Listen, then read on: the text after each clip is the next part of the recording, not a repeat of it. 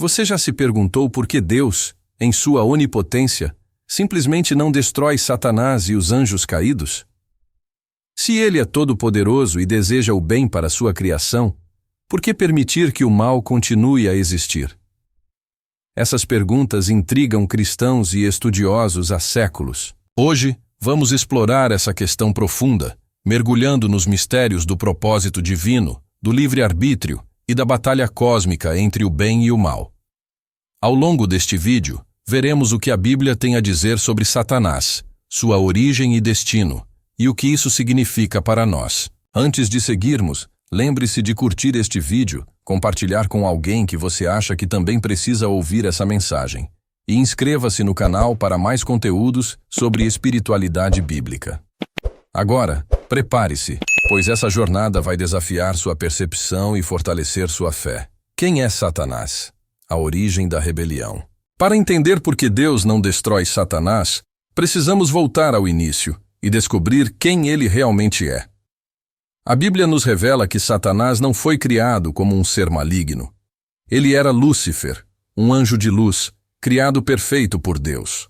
Em Ezequiel 28, 12, 15, lemos: Tu eras o selo da perfeição, cheio de sabedoria e formosura. Estavas no Éden, jardim de Deus. De todas as pedras preciosas te cobriste. Foste ungido como querubim guardião. Estabeleci-te, estavas no monte santo de Deus. Lúcifer tinha uma posição de altíssima honra no céu, mas algo aconteceu. Ele começou a se exaltar, desejando ser como Deus. Em Isaías 14, 13 e 14, ele declara: Subirei acima das mais altas nuvens, serei como o Altíssimo. Esse desejo de usurpar o trono de Deus marcou o início de sua rebelião. Ele convenceu 1/3 dos anjos a segui-lo, desafiando a autoridade divina. Apocalipse 12, 4. O resultado foi sua expulsão do céu, descrita em Apocalipse 12, 7 e 9. Houve peleja no céu. Miguel e os seus anjos pelejaram contra o dragão, e não se achou mais o lugar deles no céu. Mas por que Deus, em vez de expulsá-los, não os destruiu imediatamente? A resposta está em algo fundamental para a criação: o livre-arbítrio. O propósito da liberdade de escolha. Deus poderia ter destruído Satanás e os anjos caídos no momento da rebelião, mas isso teria comprometido um princípio fundamental do caráter divino: o livre-arbítrio. Tanto os anjos quanto os humanos foram criados com a capacidade de escolher, pois o amor verdadeiro só pode existir onde há liberdade. A Bíblia deixa claro que Deus não deseja seguidores programados como robôs, mas seres que o amem e o obedeçam por vontade própria. Em Deuteronômio 30, 19, Deus nos convida: escolham a vida, para que vocês e seus filhos vivam. A rebelião de Satanás foi o resultado dessa liberdade. Se Deus o destruísse imediatamente, isso poderia gerar medo em vez de amor. Os outros anjos poderiam começar a servir a Deus por temor de represálias, questionando se a justiça divina realmente era justa. Além disso, Satanás levantou acusações contra Deus, sugerindo que sua lei era opressiva e que ele não era digno de ser adorado. Deus, em sua sabedoria, permitiu que o mal seguisse seu curso por um tempo, para que o universo inteiro pudesse testemunhar as consequências do pecado. No livro de Jó, vemos um exemplo dessa dinâmica. Satanás desafia Deus, afirmando que Jó só o serve por causa de suas bênçãos. Deus permite que Satanás teste Jó para provar a fidelidade de seu servo e demonstrar que o amor e a obediência a Deus são genuínos. Esse é o cerne do conflito cósmico: o caráter de Deus e a liberdade de suas criaturas. Por que Deus permite o mal temporariamente? Se Deus é todo-poderoso, por que permitir que o mal continue? A resposta está profundamente conectada ao plano divino de justiça e redenção.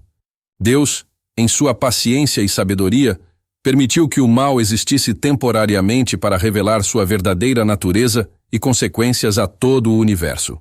Em 2 Pedro 3,9, lemos: O Senhor não demora em cumprir a sua promessa, como alguns julgam. Ele é paciente, não querendo que ninguém pereça, mas que todos cheguem ao arrependimento. Satanás não é apenas um inimigo de Deus, ele é também o acusador, constantemente tentando descredibilizar o caráter divino e atrair as pessoas para longe da verdade. No entanto, se Deus eliminasse Satanás imediatamente, isso poderia ser visto como uma imposição arbitrária, dificultando a compreensão de sua justiça e amor. Um exemplo disso está no livro de Jó. Satanás foi autorizado a provar suas acusações de que Jó só era fiel por causa de suas bênçãos. Deus, em sua soberania, permitiu que o teste ocorresse, mas colocou limites. No final, Jó permaneceu fiel, e a glória de Deus foi demonstrada. Além disso, o tempo de permissão do mal é também um tempo de misericórdia. Ele oferece a oportunidade para que aqueles que foram enganados por Satanás possam enxergar a verdade e retornar a Deus. Essa paciência divina é evidenciada em Romanos 2:4. Ou será que você despreza as riquezas da sua bondade, tolerância e paciência, não reconhecendo que a bondade de Deus o leva ao arrependimento? Embora o mal ainda opere, a Bíblia garante que ele tem um prazo de validade. Satanás e seus seguidores enfrentarão julgamento e a justiça divina será plenamente revelada. O significado do grande conflito entre o bem e o mal. O que está em jogo no conflito entre Deus e Satanás? Muito mais do que imaginamos.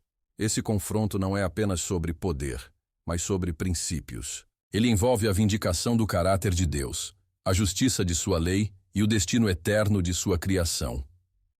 Desde o início, Satanás tem trabalhado para distorcer a imagem de Deus e enganar suas criaturas. Em João 8:44, Jesus descreve Satanás como: ele foi homicida desde o princípio e não se apegou à verdade, pois não há verdade nele. Quando mente, fala a sua própria língua, pois é mentiroso e pai da mentira.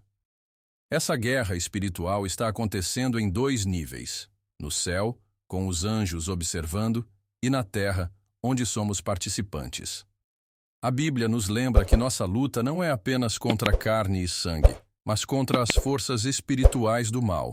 Efésios 6:12. O propósito desse conflito é demonstrar que o plano de Deus é justo e que suas leis conduzem à vida e à paz.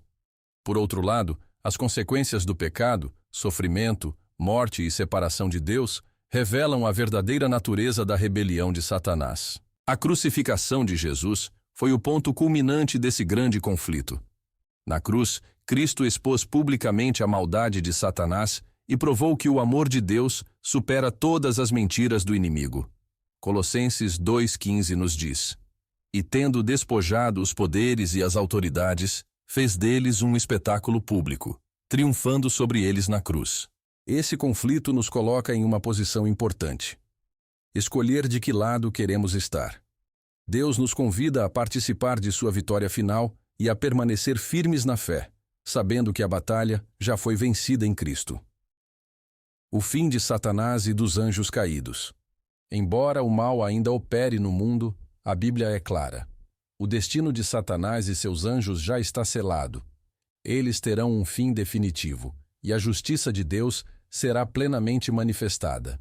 Em Apocalipse 20:10, encontramos a profecia sobre o julgamento final de Satanás. E o diabo, que as enganava, foi lançado no lago de fogo e enxofre, onde já haviam sido lançados a besta e o falso profeta. Eles serão atormentados dia e noite para todo o sempre. Esse evento marca o clímax do grande conflito. Após o julgamento do trono branco, descrito em Apocalipse 20:11-15, o pecado e os pecadores serão destruídos, incluindo Satanás e seus anjos. A existência do mal terá um fim, e um novo céu e uma nova terra serão estabelecidos. Apocalipse 21:1-4. Mas por que Deus ainda não destruiu Satanás e seus seguidores? Como vimos, Deus é paciente, permitindo que o mal seja completamente exposto para que nunca mais se levante no universo. Essa ideia é confirmada em Naum 1:9. O Senhor não permitirá que a aflição se levante pela segunda vez. A destruição final de Satanás não é apenas uma questão de justiça, mas também de segurança eterna. Quando Deus criar um novo mundo, o pecado será uma memória distante, e o universo estará plenamente convicto de que a rebelião contra Deus traz apenas destruição. No entanto, Essa vitória definitiva só será experimentada por aqueles que escolhem seguir a Deus. Agora que sabemos como o mal termina, é hora de refletir sobre o que podemos aprender disso tudo em nossa caminhada espiritual. O que podemos aprender com isso? O conflito entre Deus e Satanás e a paciência divina ao lidar com o mal nos oferece valiosas lições espirituais que podem transformar nossa perspectiva e fortalecer nossa fé.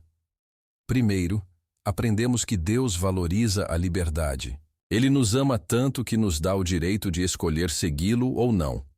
Essa liberdade nos convida a um relacionamento genuíno com Deus, baseado no amor e na confiança, não no medo ou na imposição. Em Josué 24:15, somos desafiados. Escolham hoje a quem irão servir. Mas eu e a minha casa serviremos ao Senhor.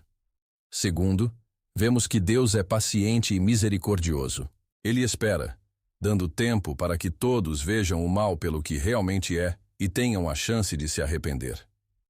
Em 2 Pedro 3:9, entendemos que ele não quer que ninguém pereça, mas deseja que todos venham ao arrependimento. Terceiro, a história do mal nos ensina a importância de confiar no plano de Deus, mesmo quando não compreendemos totalmente. Jó é um exemplo poderoso de alguém que permaneceu fiel em meio ao sofrimento, confiando que Deus era justo e bom. Por fim, aprendemos que o mal não terá a palavra final. Deus já venceu por meio de Jesus Cristo, e ele promete um futuro sem dor, sofrimento ou morte. Essa esperança nos sustenta enquanto enfrentamos os desafios da vida. Em Romanos 8:18, Paulo nos lembra: considero que os nossos sofrimentos atuais não podem ser comparados com a glória que em nós será revelada. Essas lições nos desafiam a permanecer firmes na fé, a resistir ao mal e a refletir o amor de Deus em tudo o que fazemos. Chegamos ao fim de nossa jornada. E agora é o momento de refletir sobre o que aprendemos. O conflito entre Deus e Satanás e o fato de Deus ainda não ter destruído Satanás e os anjos caídos nos leva a perceber a profundidade do plano divino. A batalha cósmica não é apenas sobre poder ou controle, mas sobre o caráter de Deus e o destino eterno de sua criação. Como vimos, Deus permite que o mal exista por um tempo, para que todo o universo possa ver as consequências da rebelião e a grandeza da sua justiça e misericórdia. Ele nos dá liberdade, para que possamos escolher amá-lo genuinamente. No final, o mal será erradicado e a justiça será feita. Mas, por enquanto, somos chamados a viver com fé, confiança e esperança. Então, como podemos aplicar isso em nossa vida? Aqui estão algumas dicas práticas. Escolha Deus todos os dias. Cada dia é uma oportunidade de escolher o lado do bem, de viver de acordo com os princípios divinos.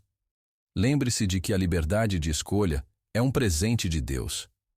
Confie no plano divino, mesmo nos momentos difíceis.